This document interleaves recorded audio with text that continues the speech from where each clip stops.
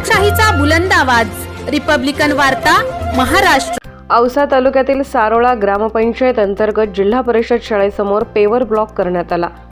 गेल्या कित्येक वर्षापासून सारोळा येथील जिल्हा परिषद शाळेच्या समोरील रस्ता खूप चिखलमय असायचा व लहान चिमुकल्या विद्यार्थ्यांना शाळेत जाण्यासाठी खूप खडतर प्रवास करून शाळा शिकण्यासाठी जावं लागायचं। याच चिखलमय रस्त्याची ग्रामपंचायतीने दखल घेऊन रस्त्याची मागणी केली होती।